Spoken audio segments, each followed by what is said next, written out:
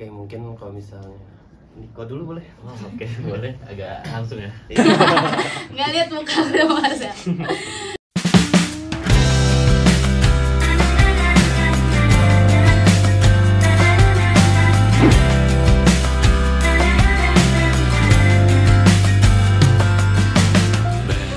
Oke, kenalin, nama aku Marcel Setiawan. Di sini aku dari manajemen angkatan 2020. Di sini aku menjabat sebagai Ketua Himpunan HMPSM periode 2023 dan aku sebagai kura-kura.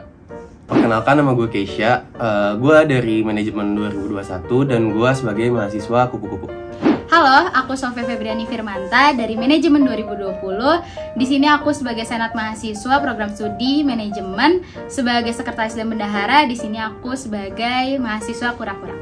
Gue Nicholas Lukito, gue dari manajemen 2022 dan sebagai mahasiswa kupu-kupu.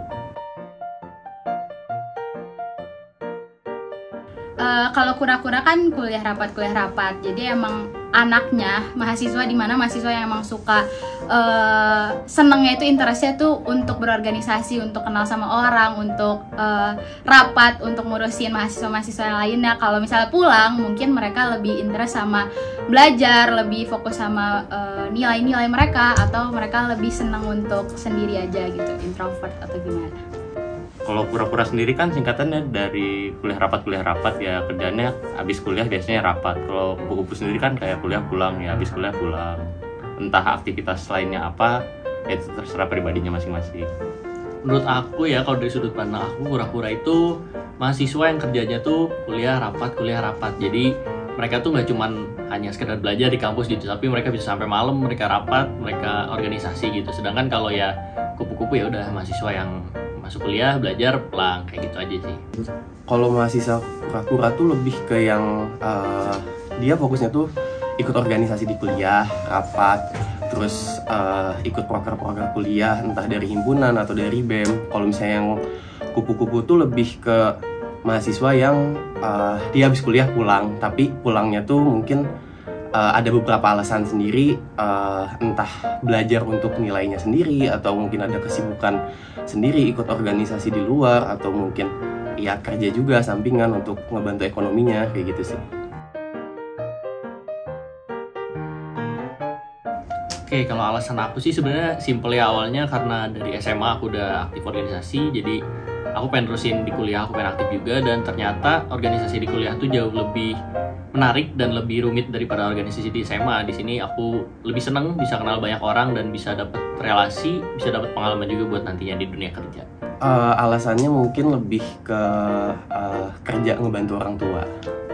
Sebenarnya alasan pertama aku ke senat itu sebenarnya gabut, karena emang aku jiwanya emang pengen berorganisasi, pengen kenalan sama orang-orang, pengen kerja kayak gitu sih. Keterbatasan waktu, dan saya lebih ke pengen di rumah aja atau di kosan, kayak males juga kalau ikut organisasi buat nambah kesibukan.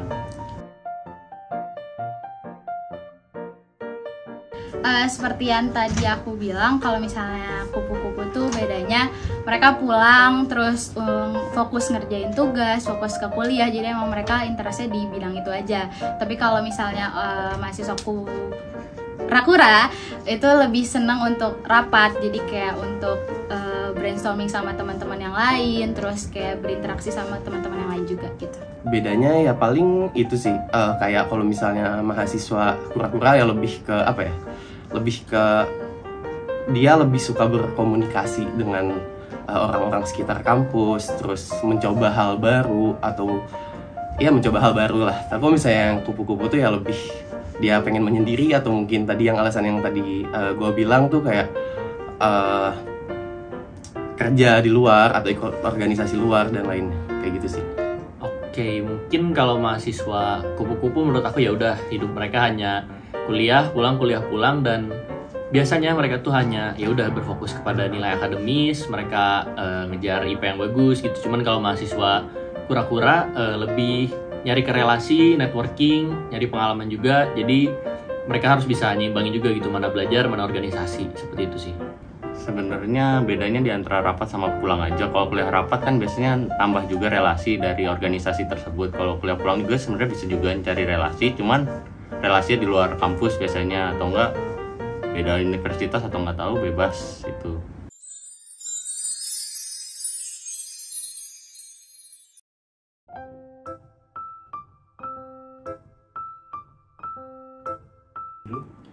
Halo, aku namanya Sofi Febriani. Halo, aku Marcel Setiawan. Halo, gue namanya Keisha. Halo, gue Niko. Mas Lupito. Nah, di sini kita bakal mulai masuk ke sesi diskusi, di mana bakal ada pertanyaan yang beberapa yang kita ajuin nih dari tim Epilog untuk jadi bahan diskusi nih di antara kalian. Jadi kayak kalau mau berpendapat langsung aja berpendapat gitu. Oke. Nah, pertanyaan pertama nih.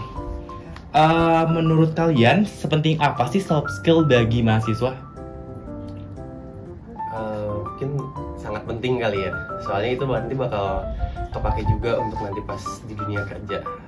Tuh si soft skillnya tuh seperti apa, dan akan kepake juga setelah kerja juga mungkin.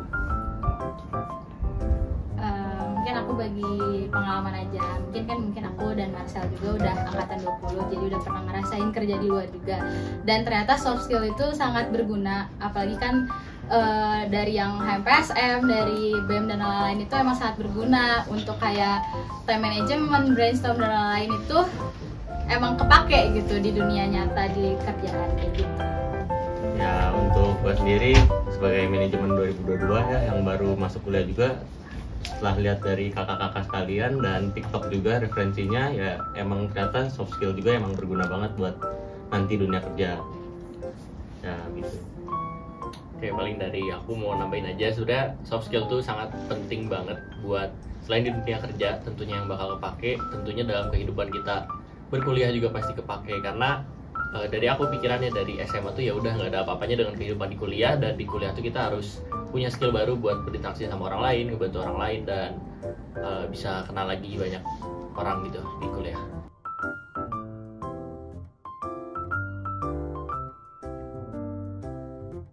Oke, kalau dari aku salah satu cara ngembangin soft skill ya, pertama-tama kita harus tahu dulu nih dalam diri kita tuh sebenarnya suka apa. Kayak misalnya suka interaksi nih sama orang, suka ketemu sama orang banyak, suka bikin suatu acara gitu. Mungkin bisa salah satu cara mulai masuk organisasi gitu, kayak mulai masuk himpunan atau BEM atau UKM yang ada di Unpar, emang udah difasilitasi juga gitu untuk mengembangkan itu gitu. Oke, mungkin mau nambahin juga dari Marcel juga. Kalau menurut gue sih, gimana cara kembangin soft skillnya tuh? Mungkin ya kita bisa manfaatin wadah yang ada dari entah kampus atau mungkin relasi kita yang ada di luaran, yang mungkin kita juga ada interest ke organisasi tersebut gitu, untuk nyalurin ya sekalian hobi kita, terus ngelepasin penat juga. Dan ya di situ sih mungkin tempat-tempat untuk berkembang tuh, kayak gitu sih. Nah, betul juga tuh kata Kak Kay. Terus kan emang soft skill juga emang sebenarnya tuh nggak kelihatan, namanya juga soft kan. Dan emang dari hobi pun kan kita juga ngerasain sendiri kayak soft skill kita tuh gimana. Dan emang kayak main game contohnya, main game juga bisa kayak kita jadi tahu bahasa Inggris lah, atau coding dan lain-lain lah. Itu emang berguna juga nanti buat dunia kerja. Ya, udah mencakup semua ya. Yang paling manfaatin semua yang wadah yang udah ada di HMPSM, organisasi-organisasi lain, dan cari interest kalian sebenarnya butuhnya apa. Gitu aja.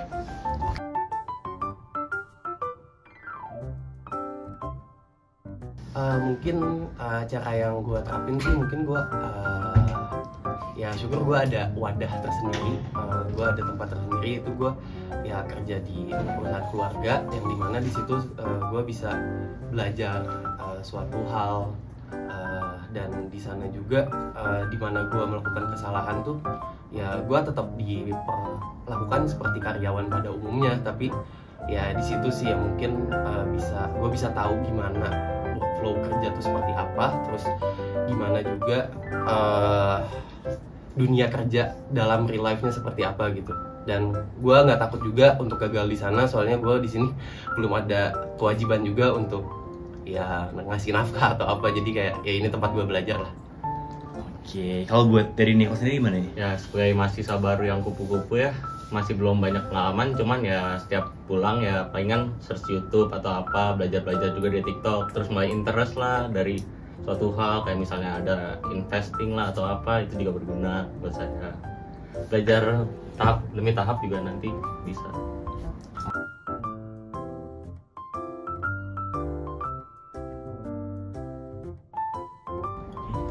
mungkin bisa dimulai dari mahasiswa kura-kura. Siapa? Aku dari kura-kura, dari POV kura-kura aku dapetin pertama relasi banyak banget setelah aku ikutin organisasi, kayak bener-bener ngebantu aku buat kalau lagi butuh sesuatu tuh ada gitu. Terus kedua juga penuhin CV aku, apalagi nanti aku kerja tuh aku lebih suka buat kerja di sebenarnya kerja di kantoran dan kerja di organisasi kayak gitu, dibanding mungkin kayak Keisha lebih suka bisnis dan lain-lain, aku kurang suka, jadi makanya aku lebih suka organisasi. Terus ketiga juga manfaat berorganisasi dan rapat itu ngelihat watak orang tuh berbeda-beda gitu, jadi aku bisa terbiasa, oh watak si A kayak gini, watak si B kayak gini, jadi aku bisa terbiasa. Makin lama makin sering berorganisasi aku makin biasa gitu ngadepin macam-macam orang di dunia ini gitu. Boleh tambahin? Oke, paling benar semua yang diomongin sama Sofi tadi. Salah satunya adalah menambah relasi yang sangat banyak gitu ya kalau aku sebagai mahasiswa kura-kura. Dan selain itu aku mengisi waktu luang aku dengan hal-hal yang produktif, misalnya salah satunya rapat gitu kan. Tentu kita rapat juga suatu hal yang penting gitu, yang emang buat kepentingan banyak orang. Terus selain itu apalagi yang bisa aku dapetin, sebenarnya banyak, nggak bisa aku sebutin satu-satu, tapi yang paling penting adalah relasi dan pengalaman. Karena dari pengalaman yang kita dapetin sebagai mahasiswa kura-kura itu tuh kita tahu nanti kerja tuh bakal kayak gimana gitu. Itu sih. Oke, mungkin kalau misalnya Niko dulu boleh? Oh, oke, boleh. Agak langsung ya. Iya. Ya, sebagai mahasiswa kupu-kupu ya tentunya waktu lebih banyak tadi sesuai yang dibilang. Terus sama kita juga bisa mencoba sesuatu hal di luar kegiatan kampus gitu, kayak kalau kampus kan rapat dan buat kayak event atau apa, misalnya kalau kita kayak bisa explore lagi ke dunia kerjanya langsung lah, atau misalnya ke mana kayak ikut lomba atau apa, itu kan juga bisa nambah ilmu juga dan pengalaman buat kita juga. Nah, bisa jelaskan mereka. Oke, untuk manfaat yang didapatkan kalau misalnya kupu-kupu sih mungkin balik lagi ke orangnya masing-masing gitu. Kayak ya pilihan aja gitu, mungkin ada ya dari mahasiswa ada yang lebih suka organisasi ke himpunan atau BEM, atau kalau misalnya kupu-kupu mungkin bisa belajar tadi yang Niko bilang banyak hal. Sekarang kan apalagi kita bisa belajar ya sumbernya udah banyak gitu, dan sekarang juga udah banyak juga perusahaan yang nyari freelancer gitu, yang dimana itu bisa menghasilkan juga sih. Dan ya sebenarnya sama-sama positif sih, yang penting sih antara kupu-kupu dan kura-kura itu sih yang penting.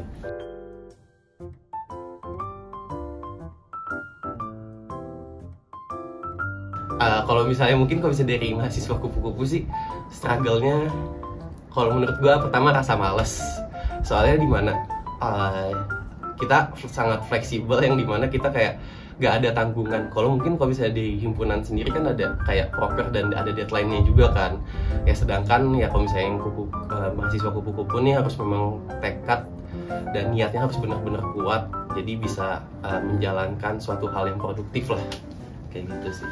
Ya bener banget, emang struggle utamanya pasti males, soalnya kan kayak udah balik rumah pengen kalau nggak tidur main game. Cuman kan dari situ juga kita kayak dapat ilmu-ilmu juga yang baru, kayak kenalan sama yang lebih tua lah dengan game itu dan lain-lain. Cuman ya struggle-nya sih itu juga sih, males, terus kayak udah bingung mau ngapain, tidur lah, pengen nongkrong atau apa juga, ya itulah struggle-nya palingan. Jadi keluar dari area produktivitas kita. Jadi masuk kura-kura bagaimana struggle-nya? Masih nanya? Nggak lihat muka udah masa. Ya struggle-nya banyak banget sebenarnya, mulai dari ya kasarnya kan organisasi ngurusin orang lah yang banyak. Ya itu stres, kayak ngadepin si A watak kayak gini, si B watak kayak gini, jadi harus ketujuannya sama juga. Itu pertama. Terus kedua kita kuliah, terus kita kan lagi skripsi, terus sekarang juga ini ketua himpunan, ini senat, agak gila. Cuman seru banget karena emang kalau organisasi part of us lah ya, emang part of us. Jadi kayak emang candu gitu, kayak gimana ya, kalau gabut, males, kayak bingung harus ngapain, tapi kalau organisasi seru gitu, kayak jadi produktif gitu. Kita emang suka produktif gitu sih. Paling aku mau nambahin aja, bener yang dibilang Kay, kita sebagai organisasi tentunya kita punya sebuah objektif, kita punya deadline, prokernya harus beres kapan. Cuman pasti ada satu titik di mana kita ngerasa jenuh dan itu sangat susah untuk balik lagi gitu. Maksudnya di saat kita demo udah bosen nih ngerjain hal-hal yang gini-gini terus gitu. Kita nyari balik laginya tuh susah, dan emang kita nggak bisa berdiam terlalu lama di hal-hal atau kondisi yang seperti itu gitu, karena kita punya tanggung jawab itu sih. Oke, nah ini nih ada salah satu kayak stigma mungkinnya dari mahasiswa gitu, kalau mahasiswa kura-kura tuh cenderung lebih sering burnout dan terkena toxic productivity nih. Sedangkan mahasiswa kupu-kupu tuh sering dianggap sebagai mahasiswa yang malas dan tidak memiliki kesempatan yang banyak untuk mengembangkan soft skill. Nah, menurut kalian tuh gimana sih tentang stigma tersebut gitu? Nggak setuju. Oke, berarti udah setuju ya? Nggak setuju. Nggak setuju juga sih.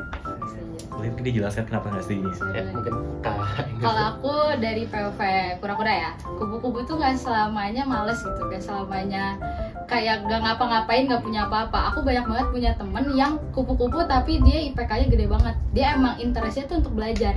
Terus ada juga dia kupu-kupu tapi dia bisnisnya sekarang gede, lebih kaya dibanding aku.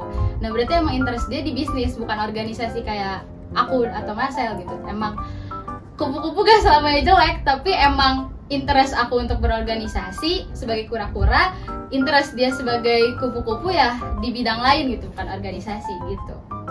Oke, kalau misalnya menurut gue sendiri sih nggak setuju juga, soalnya mungkin kalau kesempatan sih balik lagi gimana individunya. Oke, yang dimana kalau misalnya yang kura-kura tapi memang dia tidak berkembang juga di dalam organisasinya juga, itu kayak ya sama aja gitu. Tapi kalau misalnya yang kupu-kupu juga bukan berarti kesempatan untuk nanti kerjanya tuh kecil, soalnya sekarang tuh ijazah udah nggak terlalu dilihat, lebih dilihat ya mungkin pengalaman entah dari organisasi atau mungkin ada keahlian ya di freelance segala macam. Itu sih yang mungkin yang perusahaan yang sekarang ngelihatnya tuh di sektor sana. Yang kupu-kupu tadi saya antara setuju sama nggak setuju, soalnya kayak males. Tadi kan kita juga ngomong berdua struggle-nya emang males, dan ya memang males, cuman ya tergantung benar tadi pribadi masing-masing juga. Kalau emang anaknya rajin, emang pulang buat main sama belajar kan beda. Kalau emang buat belajar dan emang anaknya produktif ya bisa-bisa aja, dan itu nggak sesuai dengan statement yang dibilang tadi.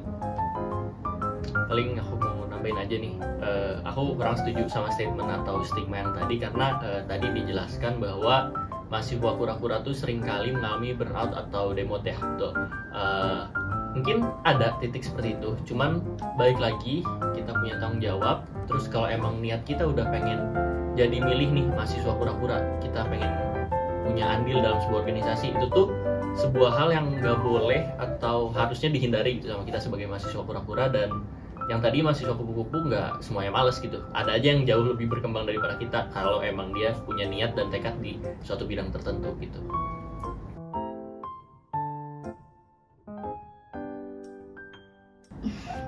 Jadi oke.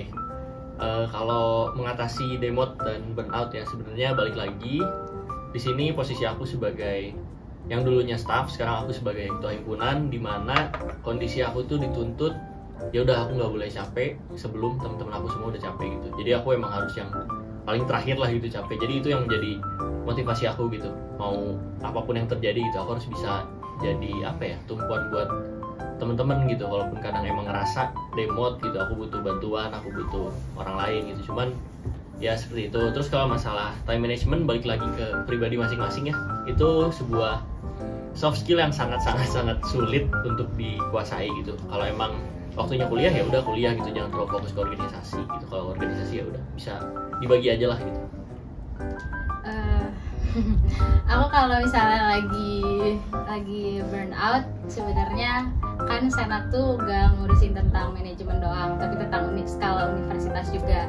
Dan di situ tantangan bagi aku untuk bisa terusan kerja sebenarnya tuntutannya. Tapi kalau misalnya ada di saat aku kayak udah rada gila dikit, nah aku bakal minta izin sih ke ketua aku untuk gak aktif dalam beberapa hari, agar bisa di backup sama sekretaris jenderal aku untuk ngelakuin tugas-tugas aku gitu. Jadi aku healing sebentar lah, habis itu setelah mood aku naik baru aku kerja lagi. Itu sebenarnya buat burnout. Tapi kalau untuk time management, aku nentuin skala prioritas sih, mana yang harus dikerjain dulu, deadline yang mana dulu yang harus dikerjain, baru ya pokoknya nentuin skala prioritas gitu.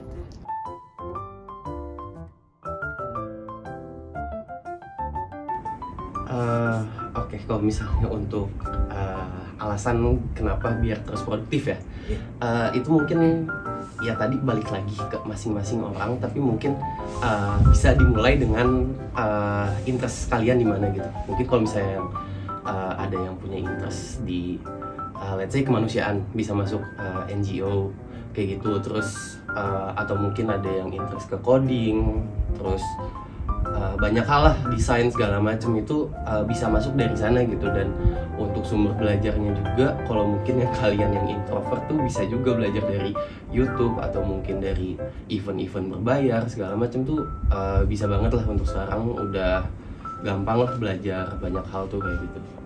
Ya menurut saya sendiri kupu-kupu kan nggak selalu pulangnya ke rumah ya, bisa juga kayak ke tempat tongkrongan dan lain-lain kan. Jadi juga kan kayak bisa melatih public speaking kita juga, berkenalan dengan orang baru, jadi mengetahui juga kayak sifat-sifat orang tuh kayak gimana aja sih di dunia ini gitu kan. Ya jadi kita ngerti kalau misalnya orangnya kayak begini kita harus kayak gimana gitu. Kayak gitu buat memperlatih public speaking, menambah relasi juga, dan ya itu juga. Oke, mungkin itu dia pertanyaan untuk sesi kita. Sekarang udah selesai, mungkin bisa ditarik kesimpulan nggak nih dari Bapak tadi pertanyaan-pertanyaan yang udah saya ajuin dari kita tim Epilog. Kayak apa sih yang kalian dapetin gitu setelah ada diskusi seperti ini gitu? Bapak Oh ya, siap, bisa dimulai. Kalau menurut aku sendiri yang aku simpulin dari pendapat teman-teman yang kupu-kupu sama Sophie juga, saku kura-kura di sini ya bareng aku, dua-duanya tuh merupakan hal yang menjadi pilihan masing-masing gitu. Dua-duanya nggak jelek, tapi pasti ada plus minusnya masing-masing gitu. Cuman bisa dilihat aja kalau misalnya yang kura-kura emang dia fokusnya ke organisasi di kampus, dia nambah relasi di kampus. Cuman yang kupu-kupu bisa mengembangkan diri di luar kampus gitu. Balik lagi gimana pilihan orangnya dan gimana kita menghayati itu gitu. Nggak selalu kupu-kupu jelek, bisa aja lebih berkembang daripada kita gitu. Dan nggak selalu kura-kura juga lebih bagus gitu. Kadang ada kura-kura yang emang ya udah masuk organisasi tapi dia nggak tahu cara nge-treat orang lain gimana, cara ngomong sama orang lain gimana gitu. Jadi kayak sia-sia aja gitu sebenarnya. Itu sih yang bisa aku simpulin. Mungkin kalau misalnya menurut gue sendiri yang bisa gue simpulin dari diskusi ini, ya tadi benar kata Marcel juga, yang dimana itu pilihan masing-masing. Dan sebenarnya tuh yang menurut gue salah tuh yang dimana orang mau masuk himpunan atau mungkin BEM tapi gara-gara FOMO ngelihat teman-temannya, atau mungkin dia pengen kepandang kali sama teman-temannya yang lain atau apa. Itu sih yang menurut gue salah, yang dimana nanti mungkin dia susah juga untuk keep up-nya. Dan kebetulan juga gue kenal Marcel juga, tahu juga gimana hektiknya proker seperti apa.